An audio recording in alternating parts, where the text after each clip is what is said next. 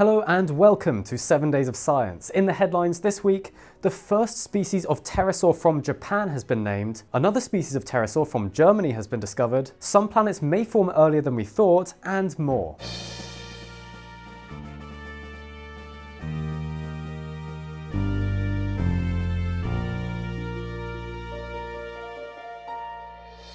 Also, please do be sure to check out the link in the description to pre-order your very own scientifically accurate Spinosaurus plushie. We're calling him Swimbo and he's absolutely adorable, but we need your help to get him funded so he can actually be made. The details are on the site linked below. Starting off the news this week, a study published in the Astrophysical Journal has looked at data gathered by ALMA, a massive array of observational equipment in northern Chile, and made a surprising discovery about the formation of huge exoplanets. It's usually believed that these planetary bodies cannot form at the very early days of a solar system because of the extreme conditions of the protostar's influence. ALMA observed 8 protoplanetary disks over 1,000 light years away, and they were much further along their formation than astronomers expected. It's the formation of these planets in the outer regions of these disks that is particularly surprising to scientists, as this has only really been previously observed in much less harsh environments. These observations therefore suggest that the processes behind planet formation are much more robust than perhaps we thought, suggesting that planets could be forming much more often than we believed. This could also be an impactful discovery when it comes to looking at how our own solar system formed, as it is believed that it was a similarly harsh environment in its early days. This could be an enormous discovery and will likely encourage further research into these harsher environments to see what else we can find. And just a quick news story from SpaceX, they had another Starship test yesterday,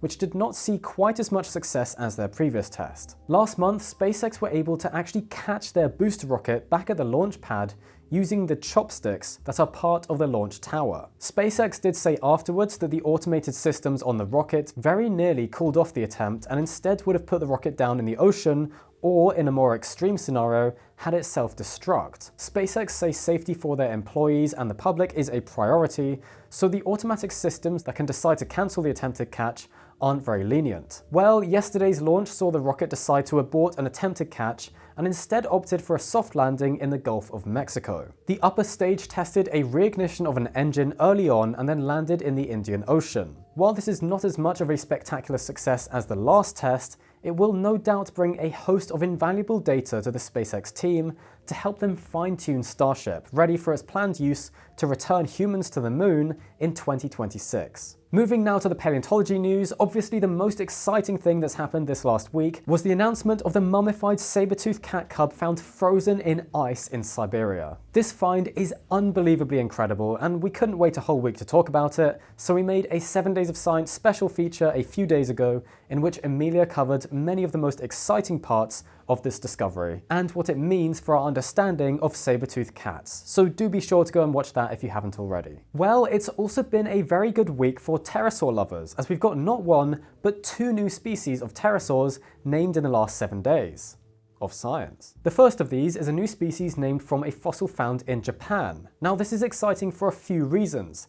One of them being that this is the first ever pterosaur found in the country that's actually been named. One of the other very exciting aspects of the discovery is the fact that this is an azhdarchid pterosaur, a member of the lineage including the biggest flying animals ever, such as the famous Quetzalcoatlus and Hatzegopteryx. It's been named Nipponopterus mifunensis, and it dates to sometime between 94 and 86 million years ago. It's represented by a single neck bone, specifically the 6th vertebra, and it was actually discovered a while ago. But it's only in recent years, after more has been learned about the anatomy of the azhdarchids, thanks to various other fossil finds, that the paleontologists have been able to recognize which neck bone this is, as well as how the anatomy can tell us which other pterosaurs it's related to. Although it's somewhat incomplete, the distinct features of the neck bone show many similarities to the subgroup of azhdarchids including Quetzalcoatlus. Specifically, Nipponopterus seems to be most closely related to an unnamed azhdarchid found in Mongolia. Nipponopterus was a relatively small azhdarchid compared to the enormous 10-meter wingspan giants of the group, with wings probably reaching 3 to 3.5 meters across, although this individual probably wasn't fully grown yet. It's also now one of the oldest known named azhdarchids, coming from quite early on in the time span of this lineage. The second new pterosaur species announced this last week is from Germany, anatomy. This animal is significant because it represents an interesting transitional stage in pterosaur evolution. It's been named Skiphosoura bavarica, and it lived during the late Jurassic period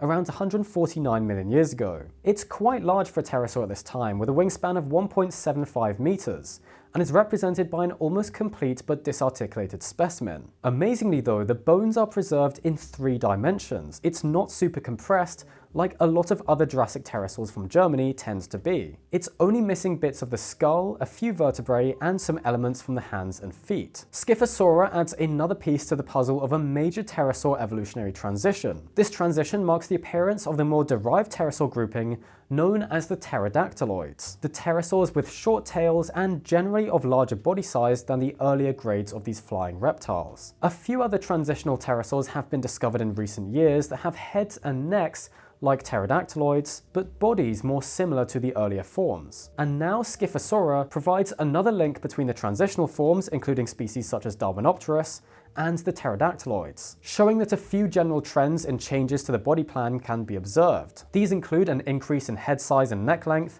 and a reduction in tail length as the more derived forms appeared. So another fantastic new pterosaur species that tells us a great deal about these reptiles' evolution. And lastly, in the recent paleontology news is the discovery of a prehistoric bird in Brazil that sheds light on the evolution of these animals' brains. It's a new species called Navaornis hestiae, and it lived during the late Cretaceous period between 85 to 75 million years ago. The fossil found of this species includes a remarkably complete skull that even preserves the structure of the brain case, revealing some fascinating things about how this part of bird anatomy evolved. Navaornis is a member of a completely extinct bird lineage called the enantiornithines, which are what's known as stem birds, since they diverged from the stem of the branch leading to the living birds. Despite having a few characteristics of the skull indicating its enantiornithine heritage, Navaornis also possesses some surprisingly similar features to the modern bird lineage, such as being entirely toothless, having proportionally large eyes,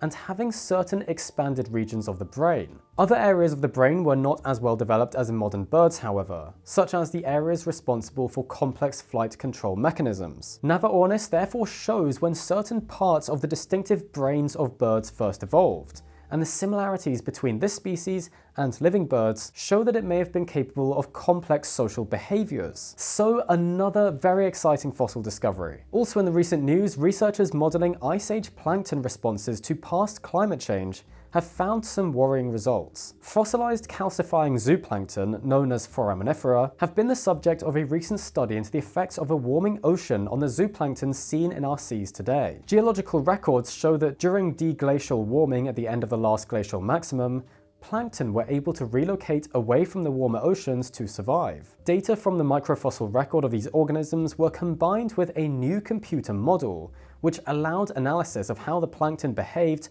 21,000 years ago during the last glaciation of the Ice Age, with how they might act under future climate projections. 4 future warming scenarios were simulated: a 1.5 degree, a 2 degree, a 3 degree, and a 4 degree Celsius rise in global warming by 2100, compared to the 1900 to 1950 average. The model predicts that by 2100, the global sea surface temperature will increase by 1, 1.3, 2.1, and 2.8 degrees Celsius respectively, and that even at the current rate of warming, ocean temperatures are increasing too rapidly for the foraminifera to adapt. This will have a devastating effect on the marine environment, influencing food webs and carbon storage in the ocean. The situation will be further exacerbated by such issues as ocean acidification and bleaching. Let's hope that the discussions taking place at COP29 lead to some real action on climate change. Well, that's it for the news this week. I really hope you enjoyed learning about everything that's happened in these last 7 days of science. Also, again, be sure to pre-order your very own scientifically accurate Spinosaurus plushie. Swimbo is absolutely adorable, and we really want to be able to get him made for people to be able to have their own ones. And be sure to check out the Curiosity box and sign up for it using our link and use the code FOSSIL for some great discounts. You can watch the review video we did on the box in the recent Arachnids video. Alright, see you next week.